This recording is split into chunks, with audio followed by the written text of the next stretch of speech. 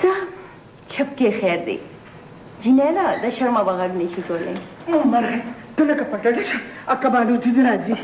وایي زما تفتر دی څه مخکې خو ملا لږه خپلو اوس خو مې د انګور پلار دی دوره پې راغلې ده دوره شاباس غله وایي دا داسې چل شوی دی غټې دی پیریان خو به نه نو پیریان نو دیوان سمدم انسان دا سمدم داسې هغې در سره خپلوي کوي ستا عزت کوي او تا ورته په ځان لیونتوب راوسته زما دا خپلوي نه ده پکار نه منم نه منم زه خو په غټه تمه راغلم خان لالا خو زم په خیر راغلم مسز جلات او نن به په دې ځای فیصله کېږي فیصله خو غټې بیبې پخوا کړې ده غټې بیبې خو غټ سازش کړی دی فیصله خو به زه کوم وایي لویه شیرعلي جانه ته ورته څه نه دی زه به ورته څه ووایم دا نه زور خبرې دي نه زارۍ زه خو درته سوالي راغلم زه خو درنه سوال کوم خان لالا سوال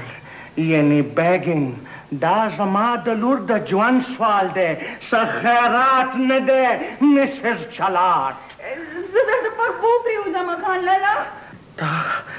دا څه کوي شیرعلي په لندن کې بالکل داسې نه وي زه پکې څه شم ویلی کمالدینه دې ښځې خو زه ډیفیټ کړم زه تباه کړم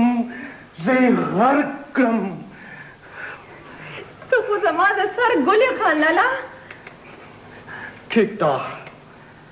ما ته ستاسو په رشته هیڅ اعتراض نشته وای شکرونه دي شکرونه ته رښتیا وایې خان لالا بالکل رښتیا خو په یو شرط څه شرط زما د لور فیصله به زما فیصله وي چې ستاره زاده زما د صاحب پکې څه وایه اخو به شکرونه وباسي ګوره څومره ښکلي سامانونه راغلي دي مری وګوره دا ستا خوښ دي او زما ته خوښ دي خو ځان لپاره نه ستاسو لپاره I hate this I hate this I hate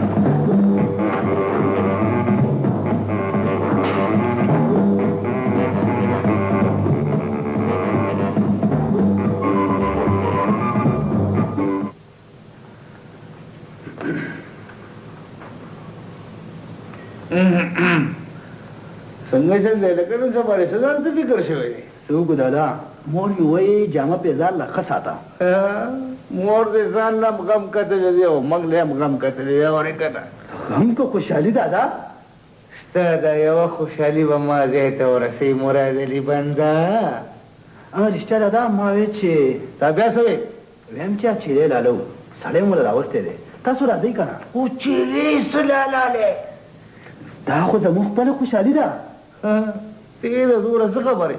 بېوقوفه بېوقوفه اوس دې په سر ډېرې ذموارۍ را روانې دي پیسه چې مه کوه پیسه دې سر وخوري دادا د پیسو والا خلکو سره خو مو خپلوي شوه اوس خو به خپل پوزیشن جوړو ستا پوزیشن چې څومره جوړېږي زما پوزیشن څومره غورځېږي واره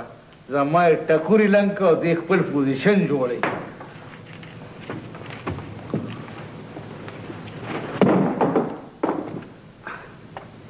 دا ولې د مراد علي مور تا خو ټول سامان بیا مبارک دې شه ستا مبارک شه بیا دې مبارک شه ما ته نه وې چې اروي خلک د زمونږ د کلي بلکې ته څه ښکاري که څه ورته ښکارېدل نو تا لی ولې رالېږل ته غم مه کوه هغې بوله دی او په څلور چنده جوړوي ته د دوو نه څلور جوړه وه او هغوی زه دوه لاسې دوه خپې رالېږل یم